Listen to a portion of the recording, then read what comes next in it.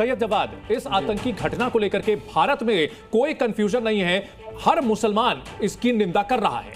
जी, बेइंतहा अफसोसनाक वाक़या था और बिल्कुल जालिमाना जो था वो हमला था और इंसानियत के ख़िलाफ़ भी है और जो है ख़ास तौर से इस्लाम के ख़िलाफ़ भी है। दूसरी सबसे बड़ी बात कहूँ, जिस स्तर पर पाकिस्तान उतरा हुआ है वो ये चाहता है कि भारत के अंदर और ख़ास तौर पे हिंदुस्तानी मुसलमानों के अंदर ये डिवाइड एंड रूल की जो पॉलिसी है उसको अप्लाई कर सके। ये होने वाला नहीं। भारत का मुसलमान भारत के साथ है, अपने मुल्क के साथ है और आखिरी सांस तक जो है वो अपने मुल्क के साथ ही रहेगा। बिल्कुल, बहुत अच्छी बात आपने कही है, बहुत अच्छी आपने बात कही है। तैयब खान साहब, सुन लिया आपने भारतीय मुसलमानों को।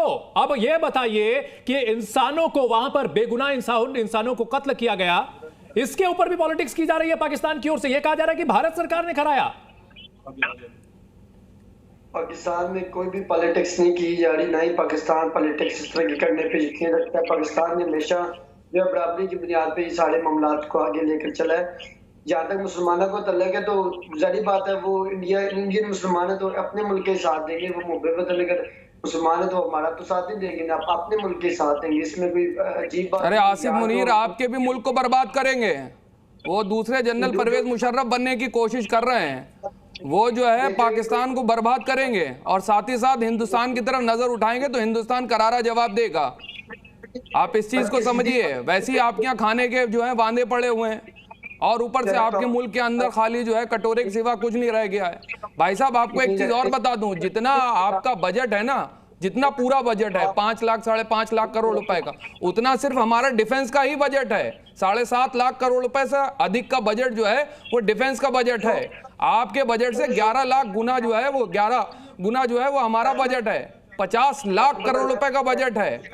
तो औकात देख करके ये बात करना चाहिए। जो खुशगत हमला आपने करवाया है इसका मुंहतोड़ जवाब जो है भारत देगा और खास तौर पे भारत के मुसलमान जो हैं वो पाकिस्तान को जवाब देंगे। और हमारे मुल्क के अंदर अफरा तफरी करने की कोई जरूरत नहीं। हमारी कूटनीति भी बहुत मजबूत है और हमारी ऊंट नीति भी बहुत मजबूत है। ऊंट नीति क्या है वो आपको बताऊंगा कभी। मुफ्ती फिदा इलाही अब्बासी भी हमारे साथ जुड़े हुए हैं, इस्लामिक स्कॉलर हैं। मुफ्ती साहब, धर्म ये कहां कहता है कि बेगुनाह लोगों का कत्ल कर दिया जाए, फिर पाकिस्तान में चेस्ट थंपिंग क्यों की जा रही है? ये क्यों कहा जा रहा है कि भारत हम पर हमला करेगा? अरे सर, अगर आप लोगों ने कुछ गलत नहीं किया है तो फिर भारत क्यों हमला करेगा? से आप मेरी पूरी बात सुन ले। ये सयाह है, बेगुनाह है, इनको कत्ल करना और ये बिल्कुल गैर शरई और गैर कानूनी है। लेकिन यह है कि इस वाक़ये के पीछे क्या है इसको समझना जरूरी है।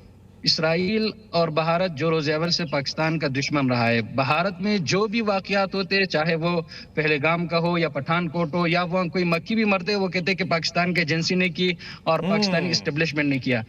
ये है कि ये इसराइल और हिंदुस्तान का गठजोड़। ये बताइए सर, ख्वाजा आसिफ साहब जो है वो भारतीय कब हो गए? मुफ्ती साहब, ख्वाजा आसिफ साहब हिंदुस्तानी पासपोर्ट उन्होंने कब लिया? क्योंकि उन्होंने अभी हाल ही में कहा है कि 30 साल से डर्टी वर्क कर रहा है पाकिस्तान। मुमताज आलम साहब पाकिस्तान के मंत्री स्वीकार करते हैं। पाकिस्तान का जो प्रधानमंत्री है शहबाज शरीफ साहब हैं, उन्होंने स्वीकार किया था कुछ साल पहले कि भारत के साथ लड़ने की वजह से उनकी इकोनॉमिक हालत खराब हो गई, और फिर भी यहां भारत की बात कही जाती है कि भारत की साजिश है। लेकिन वो ये समझते हैं कि पाकिस्तानी तैयार नहीं है। हम पूरे पाकिस्तान अपने पाक फौज के शाना बशाना खड़े खुद। ठीक है मुफ्ती साहब, अपनी बात आपने रख ली। सर मुफ्ती साहब आपने अपनी बात रख ली। पाकिस्तानियों को पता ही नहीं है कि सरकार सेना चला रही, कि सरकार दहशतगर्द चला रहे, आतंकवादी चला रहे, कि सरकार को अमेरिका चला रहे। सरकार पाकिस्तान। मुफ्ती साहब की आवाज थोड़ा कम कर दीजिए। पाकिस्तानियों को नहीं पता। पहले ये तो पता करें कि पाकिस्तान को चला कौन रहा है, क्योंकि चुनी हुई सरकार तो वहां चलती नहीं है।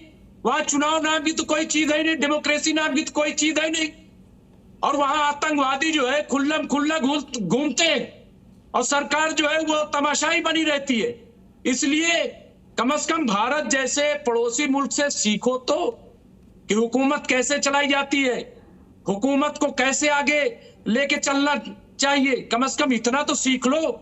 लेकिन ये लोग सीखने के लिए तैयार नहीं। क्यों? क्योंकि इनके हाथ में कटोरा है।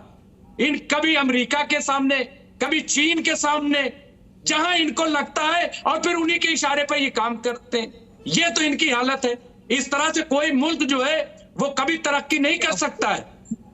मुल्क को अगर तरक्की करवाना है, मुल्क को अगर विकास के रास्ते पे ले जाना है, अपने पैरों पे खड़ा होना पड़ेगा, खुद से बनना पड़ेगा। मोदी कर रहे हैं, इसराइल के साथ काम कर रहे हैं, वो इसी वजह से उन्होंने हथियार फेंक दिया कि हम पाकिस्तान के खिलाफ एक कदम